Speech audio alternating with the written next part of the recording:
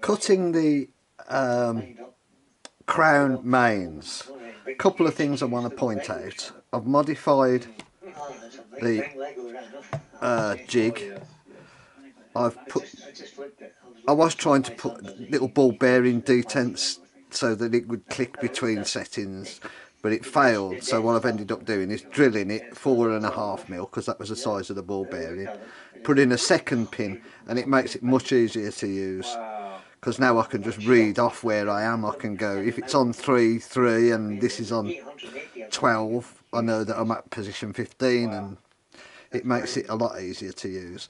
I've cut this piece of the fixed plate to give me room to lock this down, which will make it much more accurate, because the facets on the back aren't perfect because I was probably wobbling around a little bit. There was something else, but I can't remember. Oh yeah, to line it up, I just turned it to 90 degrees and used one of the facets to line it up in rotationally, and I've set the angle, locked it down, so I'm ready to go. I've cut the first 2 facets.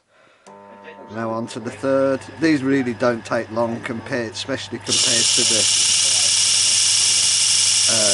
pavilion facets.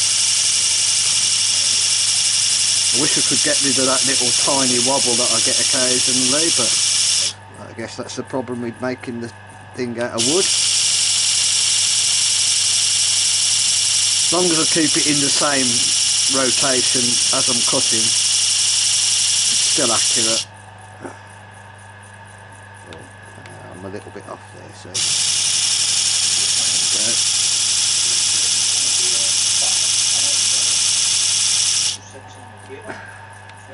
I did think I was going to have to put a cheater to cheat the angle by a couple of degrees, but I haven't needed to so far. I might add it, I might not. That's perfect. So what I'm doing, I'm cycling the papers, turn that upside down, put it on one side, put the next one on. As I say, this really isn't taking long compared to the pavilion facets. It's not surprising. After the mains, there's 2 more rows of facets. That's one grit. The other thing is it's definitely quicker doing it this way, just changing the pads between each grit.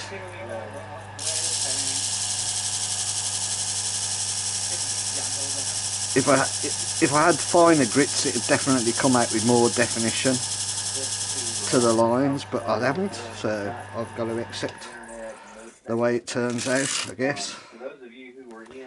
You can't hand sand. I've tried, and it breaks the lines a little bit and loses crispness on the lines.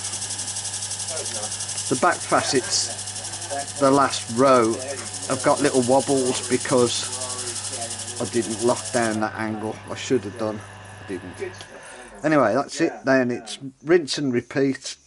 I've done 3, so there's 16, another 13 times, and that's the first row complete. I'm not going to video cutting the second and third rows.